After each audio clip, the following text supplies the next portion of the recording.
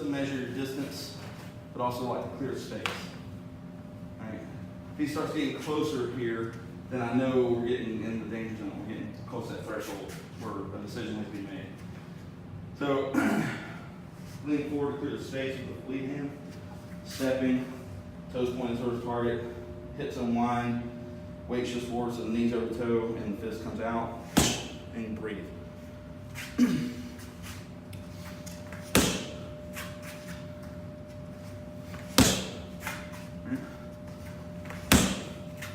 And it's about pulling the back shoulder or the foreshoulder back so you get power.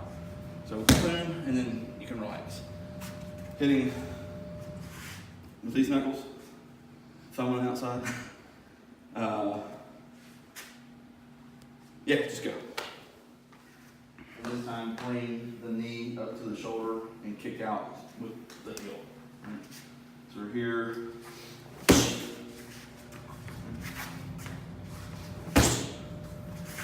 Breathe when you hit. A couple of key points is to not try to avoid coming up on your toes for this. That way you have a good, solid, stable connection with the ground. And it's not from the knee, where I'm kind of kicking up, and you can tell, you start to see wrinkles in the pad like they're going up. So I'm kicking straight, you don't get so much of that. Also, if you feel like you're having to kind of reach for it, you're too far away. Right? It's a similar mechanic to like a teep in Muay Thai, where it's a push with the ball foot for a little extra distance. Here we're really just trying to break bones. Right? So main thing is the heel. The reason it was the heel historically is wearing armor. So you basically use either your heel or the whole flat of your foot. Probably not cause so much damage because they have protection, but to get them to fall. Get them to trip and fall on the battlefield. And then someone will come with a spear and kill them. So Aisabaki is foot movement. So Aishi is foot or leg. Sabaki is like movement. So footwork. Tai Sabaki is body movement. And then Te Sabaki hand movement, what you're doing with your hands. So we'll kind of play a little bit with these.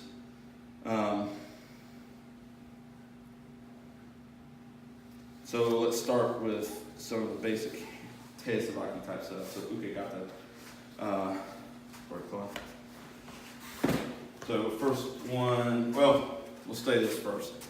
He throws a punch, and I create a block, and he's going to press still to test the stability.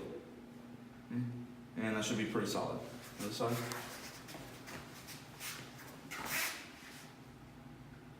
Okay, let's start with that. Right, it's not arm strength. It's arm strength, the strong person will always win. It's got to be it's structure, how you align your bones, right? Yeah. This is creating a little bit of strength because I'm a little bit off, but I'm close enough. All right, one more. Yeah, I got it now. Touch my face.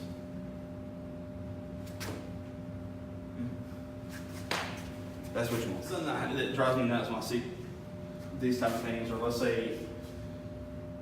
say you're in hope, you're got a fence position. He throws like a big looping punch, and I go like hook over mine, and he's testing it. And what people think is, oh, I'm going to keep pushing, but no person in the real world would actually push this way. They'd already be moving. So we're just testing the structure for the moment of impact. And then you move, right? So one punch. Like, you're trying to make sure and throw like a looping. Boom. And then you're already moving again, right? This one. Right? You stabilize for the moment, boom, and then start doing something different. Escape, counter, whatever. Okay? A couple more times, and then we'll. And he gives me that big looping punch. I test it. test it.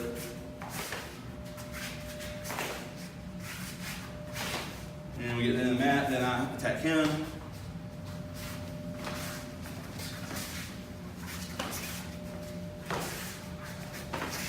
And I'm trying to make him work. This side's better than that side. So we'll do 2 or 3 rounds of that back and forth. Send no into send means like a line, window is like exercise. So go for it.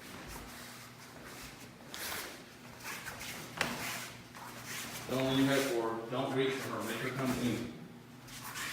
She's gonna miss, but she didn't get it right. I don't mean take 1 step at a time. I said angle and distance. Does that mean this? If that's the case, fine. Right? It's not. I guarantee you, like, especially if it's Claw's taller than me, especially if we do one that gets like straight punches. If I go, okay, 1, 2, if I just step, he's already taken me over. Keep going. If I'm thinking of just 1 step, 1 step, 1 step, 1 step, 1 is, he's kind of moving easily, he's taller than me, so he's got longer stride. And I'm cutting the distance short by angling, but I'm doing that so that I make him miss the punch and maybe open up some counters. But as far as a straight like distance measurement, he'll outrun me. And of course you wouldn't defend yourself this way endlessly. That's why each step is its own rep. It's not like defending against 15 punches. That would be a dumb strategy. You might get like 1, 2, and then change. Because it can't go backwards like this infinitely. He'll catch up to you and run you over. But just bear that in mind. You need, like, I don't know, if you need extra distance, take a little bit of what we practiced earlier. So I do that in warm up. Because maybe you need it. Because he's taller than me. Right? Okay, one more round. Here.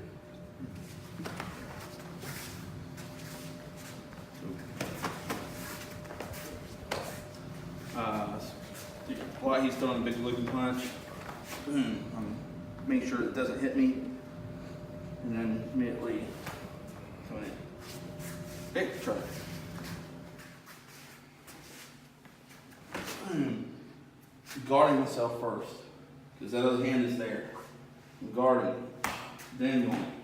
So I'm taking a strike and then moving.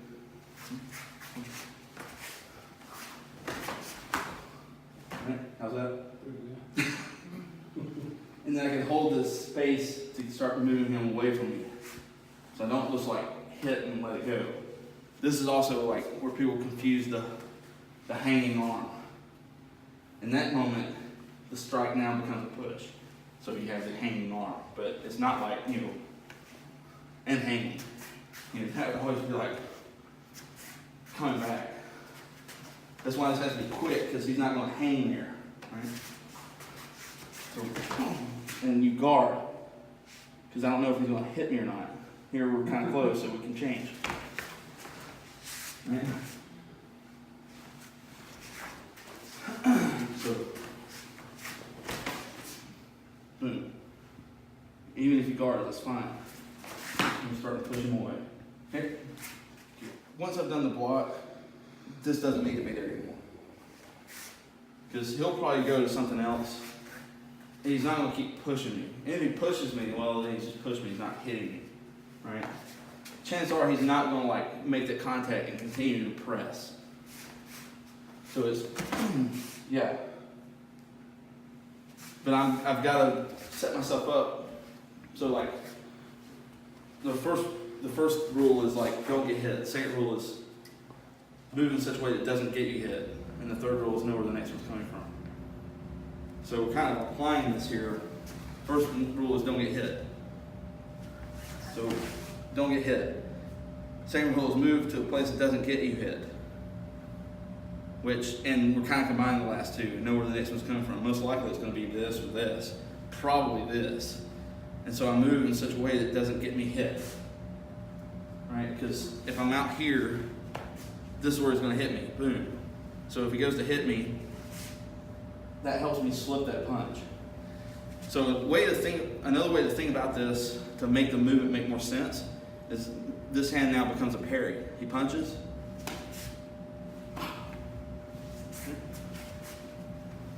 So it's 2 punches.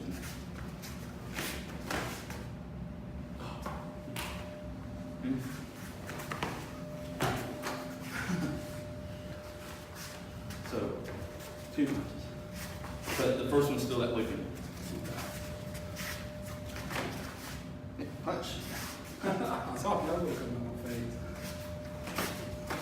So you pair these. And start to strike. And it's hard because you move in such a way to guard yourself, also sets yourself up for attack. Like that same one, I was like, no, 2 punches. It's because he's trying to protect himself. And didn't even think of a second punch. Right? Yeah. Yeah, for that. Yeah.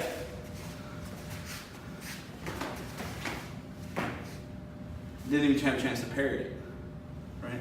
Because the movement saves me. So that's why I was saying before, Ashi Sabaki, Tai Sabaki, Te Sabaki. Ashi Sabaki is your footwork. Or footwork. It's like foot movement. Sabaki is like movement. Tai Sabaki, body movement. How you move your body. Te Sabaki, how you move your hands. But your hands mostly are just insurance. Like you don't rely on them to block if you can help it. Occasionally you can't help it, you have to put something in the way. But better is to move your body via your feet so that they never land and you don't actually need your hands. Your hands are just in case something was misread. So the way I like to equate it is your hands are like your insurance policy, but your footwork and your foot movement and your body movement is your ability to not get into car wrecks. Does that make sense? It's better to not get in a wreck if you can help it. But if you do, hope you have insurance. So if I misread something, I need something in there, an extra layer of protection to help me. So that last example, I never even got to use a parry because I didn't get into a wreck. Right? So it's just a guard, just in case something goes wrong. Like I could and not ever need the hands if I judge it right. But you always get the choice. So yeah, this time I had to use it.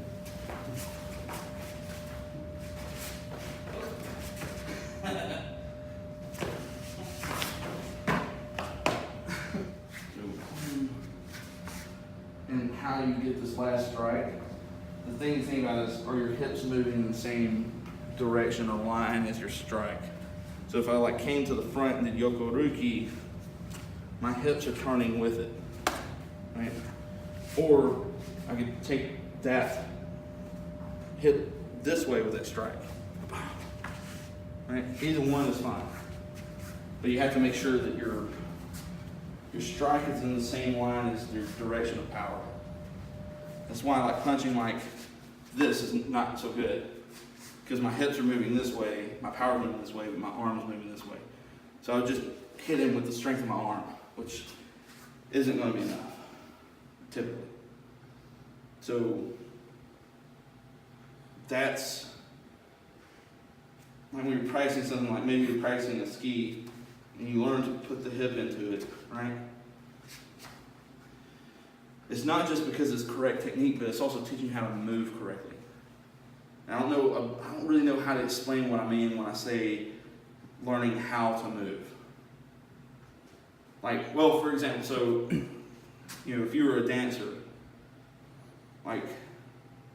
maybe you learn the steps to a dance. Anybody can mimic it, that doesn't make them a dancer though. Right? They learn the form of a dance, the kata, so to speak.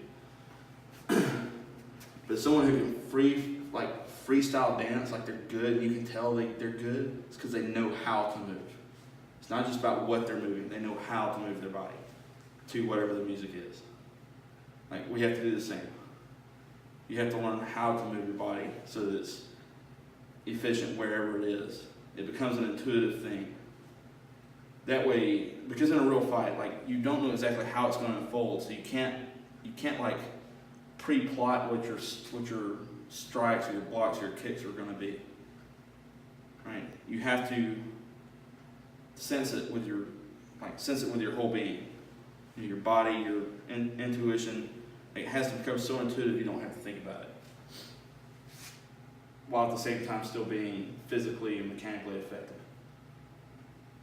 So that's really difficult to do, which is why you practice over and over and over and over. Like when we're hitting the pads,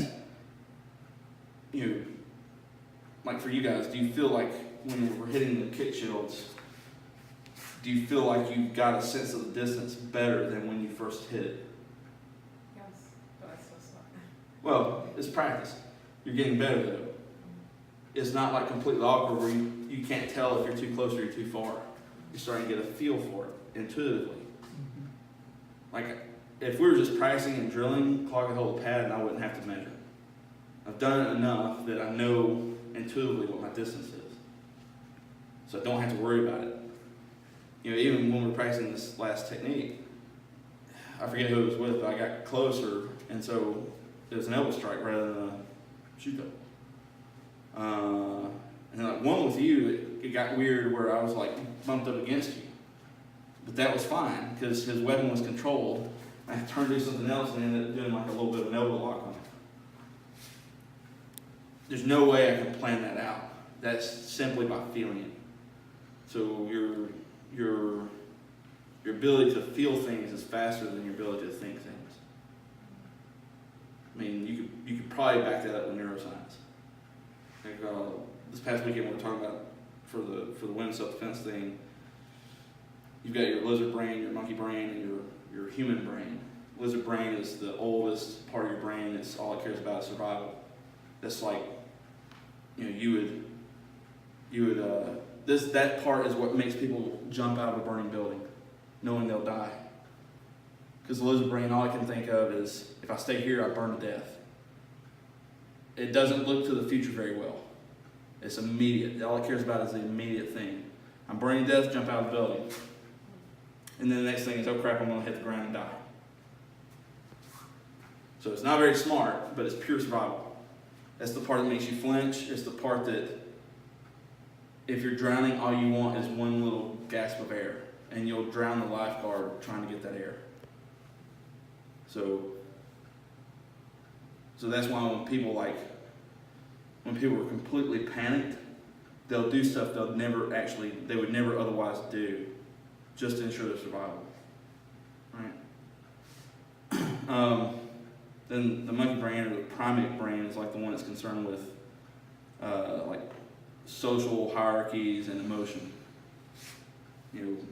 When someone calls you, maybe they call you a bad name and you instantly get angry. Like that's the monkey brain taking over. There's no survival issue there necessarily, but there is like a social hierarchy issue there, and there's an ego issue there. And then the human brain is the slowest, but it's the one that's good at language and problem solving, and it can look to the future. But because it's the slowest, it's not fast enough for a fight, right? So you use your human brain to figure out the patterns and how to move and how to practice, so that you can so that you can move more intuitively. And it's almost like training your primate and your lizard brain to take care of the survival for you. And then the human brain can focus on the bigger picture if you train well enough. So if you're in a fight, you're not thinking about where to put your hands and your feet. You're thinking about, okay, I know there's people around the corner. If I can get this guy off of me, then maybe I can get to where there's help. So your human brain is thinking about the big picture more so than the microcosm of the fight itself. And you have to get to that point. If you have the ability to think, you're very clear-headed, and maybe you do that. Maybe the adrenaline kicks in, you get the tachycycline fast mind syndrome, you're processing information faster. You might be able to think a little bit, but I wouldn't rely on it. Not me personally. I'd rather rely on my intuitive sense of how to move to get me through the fight.